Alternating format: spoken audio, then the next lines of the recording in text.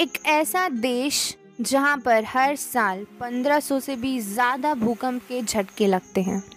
एक ऐसा देश जहां की 80% जगह लैंड माउंटेनियस है। एक ऐसा देश जहां के लोग दुनिया में सबसे ज़्यादा जीते हैं।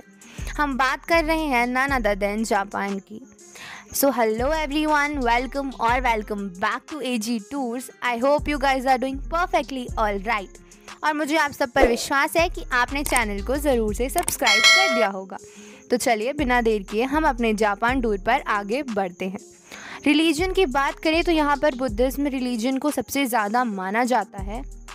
और यहाँ पर दूसरा रिलीजन जो है वो काफ़ी ज़्यादा पुराना है और इसका नाम है शिंटो। शिंटो रिलीजन के 80% रूल्स को आज भी जापान में माना जाता है। यहाँ की लैंग्वेज है जापानीज़ और साथ में यहाँ पर आपको इंग्लिश बोलने वाले नेटिव्स भी मिल जाएंगे। अब बात करें पॉपुलेशन की तो यहाँ की पॉपुलेशन है 12.58 करोड़ यानी कि 125 मिलियन। अगर हम बात करें यहाँ की करेंसी की, जो कि सबसे इम्पॉर्टेंट फैक्टर है, तो 1 Indian rupee is equals to 1.72 Japanese यान, यानी कि इंडिया का 1 रुपये जापानी यान का 1.25 है। यहाँ की कैपिटल सिटी है टोक्यो, जो कि काफ़ी ज़्यादा खूबसूरत है और अपनी नाइट लाइफ के लिए भी काफ़ी ज़्यादा फेमस है। अब आपकी जानकारी के लिए ये भी बता दूँ कि जापान इंडिया से 150% मोर एक्सपेंसिव है, यानी कि 150% ज़्यादा महंगा है। आप समझ सकते हैं कि ये कितनी ज़्यादा एक्सपेंसिव कंट्री है। तो हमारा टूर इस प्रकार से शुरू होगा कि सबसे पहले आता है वीज़ा, क्योंकि सब जानते हैं कि हम वीज़ा के बिना किसी कंट्री को विज़िट नहीं कर सकते हैं अगर वो इंडियंस के लिए वीज़ा फ्री नहीं है तो ऑफ़ कोर्स जापान के लिए आपको वीज़ा लेना बहुत ज़्यादा ज़रूरी है। ये वीज़ा जो है वो नॉर्मल ऑनलाइन प्रोसेस के थ्रू आप ले सकते हैं, पर हाँ ये बात मैं आपको पक्के से बता दूं कि एटलीस्ट 3 महीने पहले अपने जाने से आप वीज़ा के लिए अप्लाई कर दें, ताकि बाद में आपको कोई भी दिक्कत ना हो। वीज़ा की जो फ़ीस है वो करीब 500 रुपये आपको पड़ेगी, जो कि ज़्यादा महंगा नहीं है, ये बहुत नॉर्मल फ़ीस है। इसी के साथ साथ जो लोग दूसरी कंट्रीज़ में गए हैं या जिन्होंने कभी भी वीज़ा के लिए अप्लाई किया है, तो वो जानते होंगे कि हमें अपनी बैंक डिटेल्स भी देनी पड़ती हैं फॉर एप्लीकेशन। तो बैंक डिटेल्स का मतलब ये है कि आपके बैंक अकाउंट में कितने पैसे होने चाहिए to visit that particular country. तो जापान जाने के लिए आप डिपेंड करता है कि आप कितने दिन के लिए जा रहे हैं, यानी कि आप जितने दिन के लिए भी जा रहे हैं उस हिसाब से 10,000 पर डे के हिसाब से आपके अकाउंट में पैसे होने चाहिए। ये उन लोगों की पॉलिसी है। ये जो वीज़ा है वो आपको 90 दिन के लिए मिलेगा आराम से, तो आप मज़े से सब जगह घूम सकते हैं, आपको टाइम की कोई कमी नहीं होगी। पर हाँ, पैसे की वजह से हमारा जो टूर है वो प्रॉपर बजट में करेंगे। अब नेक्स्ट चीज़ आती है फ़्लाइट। तो जो फ़्लाइट है इंडिया से टोक्यो तक की, वो आपको बहुत सारी जगहों से मिल जाएगी इंडिया के, जैसे कि दिल्ली से मिल जाएगी, अहमदाबाद, बेंगलोर और भी बहुत सारी मेट्रो सिटी से आपको आराम से मिल जाएगी। तो इसका जो प्राइस है वो पड़ेगा आपको कम से कम 50,000 के लगभग, राउंड ट्रिप का बता रही हूँ। तो आपको इतना पड़ जाएगा, तो आप आराम से इतने में वहाँ पर पहुँच जाएंगे। कुछ जो फ़्लाइट्स हैं वो काफ़ी ज़्यादा महंगी भी रहती हैं और कुछ जो रहती हैं वो नॉर्मल प्राइस में भी रहती हैं, तो आप अपने हिसाब से डिसाइड कर सकते हैं कि आपको कितने वाली फ़्लाइट ज़्यादा प्रॉपर रहेगी। अब नेक्स्ट चीज़ आती है होटल की, कि हम वहाँ पर पहुँच तो गए पर अब रहेंगे कहाँ। तो हम रहेंगे होटल्स में फॉर ऑब्वियस। तो होटल जो है वो थोड़ी सी महंगी पड़ेंगी हम इंडियंस के हिसाब से, क्योंकि वो स्टार्ट ही होती हैं 5,000 से और आपको 12,000 तक अच्छी होटल्स मिल जाएंगी। पर स्टार्टिंग में भी आप ले सकते हैं, यानी कि 5-6 हज़ार पर डे के हिसाब से आपको होटल्स मिल जाएंगे। अब अगली बात आती है कि हम वहाँ पर गए हैं तो हम घूमेंगे, तो घूमेंगे काय से। तो आपके पास 2 ऑप्शन है। पहला है आप टैक्सी बुक कर सकते हैं। तो टैक्सी जो है वो 350 रुपीज़ फ्लैग रेट लेगी और उसके अलावा 100 रुपीज़ पर किलोमीटर के हिसाब से लेगी। अब दूसरा जो ऑप्शन है वो है बाय ट्रेन। तो आप पास बनवा सकते हैं JR का, और अगर आप अलग अलग सिटीज़ में बाय बुलेट ट्रेन घूमना चाहते हैं तो आप एक पर्टिकुलर पास बनवा लीजिए पर पर्सन के हिसाब से। इसका जो रेट है वो है एटलीस्ट 28,000 रुपीज़ पर पर्सन का, एक पास का। तो आप अगर चाहें तो आप ऐसा बनवा सकते हैं। अब बात आती है फूड की। तो फूड जो है वो बहुत ज़्यादा महंगा नहीं बोलूँगी मैं यहाँ पर, क्योंकि 1000 रुपीज़ से स्टार्ट हो जाता है। तो आपका पर डे का जो फूड है वो 1500 से 3000 के लगभग पड़ेगा। हम मान लेते हैं कि 2000 रुपीज़ पर डे में आपका फूड होता है। इसके बाद एक्टिविटीज़ जो हैं, यानी कि अगर हम कहीं पर घूमने जा रहे हैं तो वहाँ का एंट्री पास, या फिर वहाँ पर अगर आप कोई एक्टिविटीज़ कर रहे हैं तो वो एक्टिविटीज़ करने के लिए पैसे, तो इन सब का हम मान लेते हैं कि आपके 25,000 से 30,000 रुपीज़ इस एक्टिविटीज़ के लिए खर्च होंगे। चलिए अब बात कर लेते हैं कि यहाँ पर कौन कौन सी जगहें हैं जिन्हें हम घूम सकते हैं। तो फर्स्ट प्लेस है माउंट फिजी, जापान की सबसे सुंदर और सबसे फेमस जगह। ये जापान का सबसे ऊंचा पर्वत है और जो लोग पर्वत को पसंद करते हैं या फिर पर्वतरोही हैं तो उनके लिए बहुत ही ज़्यादा स्पेशल जगह है। अपनी कुदरती खूबसूरती के कारण काफ़ी सारे लोगों को अपनी तरफ अट्रैक्ट करता है। ये जगह सबसे ज़्यादा फेमस जगहों में आती है, तो अगर आप जापान जा रहे हैं तो ये जगह मस्ट विज़िट करना चाहिए। अब हमारी नेक्स्ट प्लेस है गोल्डन पवेलियन, किनकाकू जियादा temple of the golden pavilion Kyoto का बहुत ही ज़्यादा फेमस टूरिस्ट डेस्टिनेशन है। स्वर्ण मंडप को सोने की पत्तियों में कवर किया गया है और इस पर जैसे ही लाइटिंग पड़ती है तो तालाब में सोने के महल जैसा प्रतिबिंब नज़र आता है। आप इमेजिन कर सकते हैं कि कितना खूबसूरत नज़ारा होगा, तो आप यहाँ पर भी मस्ट विज़िट कर सकते हैं। अब आता है डिज्नीलैंड टोक्यो। आप यहाँ पर डिज्नी सी में स्विमिंग और बीच पर घूमने का लुत्फ़ उठा सकते हैं।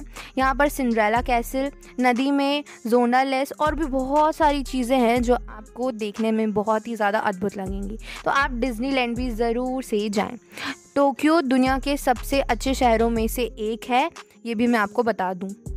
अब हमारी नेक्स्ट जगह है हाइम जी कैसल। ये जो जगह है यहाँ पर जेम्स बॉन्ड की बहुत सारी मूवीज़ की शूटिंग भी हुई है और ये जो जगह है वो काफ़ी ज़्यादा ऐतिहासिक महत्व रखता है। इस किले का डिज़ाइन कुछ कारणों के कारण बार बार बदला गया है, तो ये अपने ओरिजिनल स्ट्रक्चर में नहीं है। अब आता है नेक्स्ट प्लेस, वो है टोक्यो टावर। ये काफ़ी ज़्यादा फेमस टूरिस्ट डेस्टिनेशन है। अगर आप जापान की कभी भी बात करेंगे तो टोक्यो टावर का नाम ज़रूर से आएगा इसकी टूरिस्ट डेस्टिनेशंस में। तो इस टावर का जो डिज़ाइन है वो एफिल टावर जैसा है और पर्यटक इस टावर की चढ़ाई कर सकते हैं और ये काफ़ी ज़्यादा अच्छा और खूबसूरत जगह भी है। अब बात आती है हमारी नेक्स्ट प्लेस की और ये है तोदाइजी टेम्पल। ये जो जगह है वो एक मंदिर है और ये सुंदर बगीचों और जंगलों के बीच में है। जंगली जीवों से घिरा हुआ है ये मंदिर। ये दुनिया के सबसे बड़े कान से बुद्ध प्रतिमा के लिए मशहूर है और यहाँ पर आपको हिरण यहाँ वहाँ दौड़ती दिखाई देंगी, क्योंकि ये हिरण को घूमने के लिए खुला हुआ मैदान देता है। यहाँ पर उनकी कोई भी रिस्ट्रिक्शंस नहीं है, तो आपको यहाँ पर एक प्राकृतिक लुभावना सा दृश्य देखने मिलेगा। चलिए अब ये तो हमारी बात हो गई कि हम कहाँ कहाँ पर घूम सकते हैं। इसके अलावा भी हज़ारों ऐसी जगह हैं जहाँ पर आप घूम सकते हैं जापान की, क्योंकि इंडिया से काफ़ी ज़्यादा डिफरेंट कॉन्सेप्ट है वहाँ का, तो आपको सारी चीज़ें बहुत ही ज़्यादा अट्रैक्टिंग और बहुत ही ज़्यादा इंटरेस्टिंग लगेंगी, तो आप वहाँ पर भी जाकर घूम सकते हैं।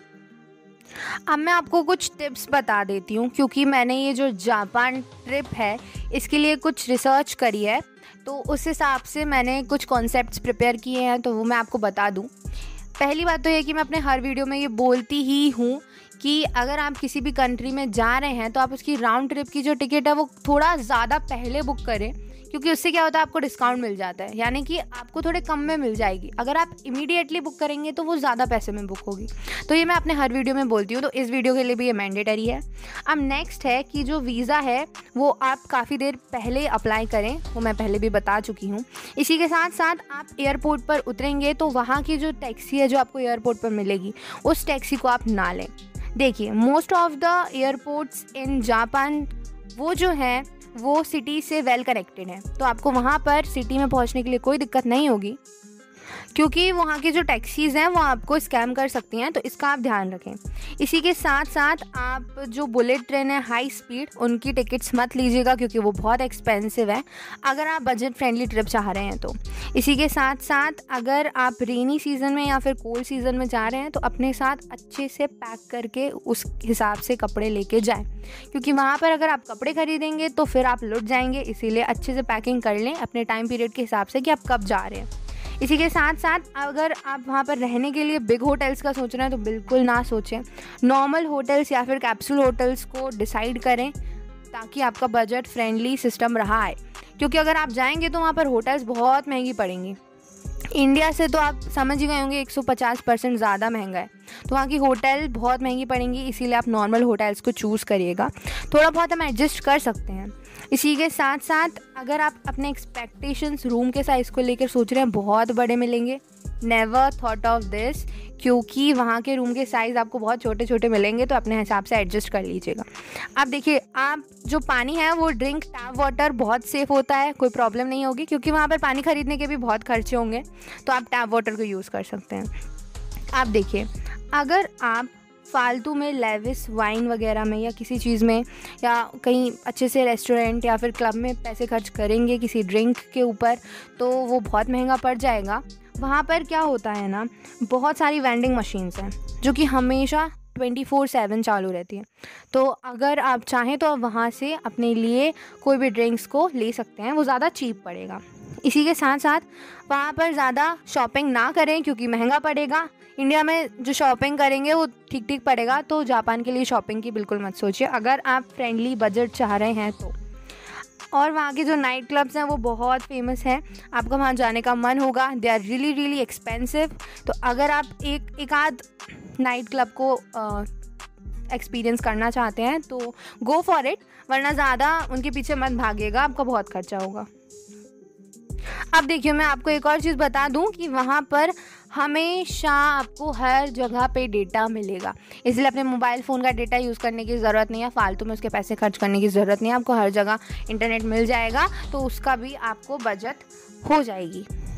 तो मैंने आपको बहुत सारे रास्ते बता दिए बचत करने के लिए भी, और अब मैं आपको टोटल बजट बता देती हूँ। तो अगर हम मोटा मोटा मान के चले सब चीज़ों को इंक्लूड करके विथ हमारी फ़्लाइट टिकट्स, तो हमारा जो बजट बनेगा वो बनेगा 1 लाख से 2 लाख के बीच में।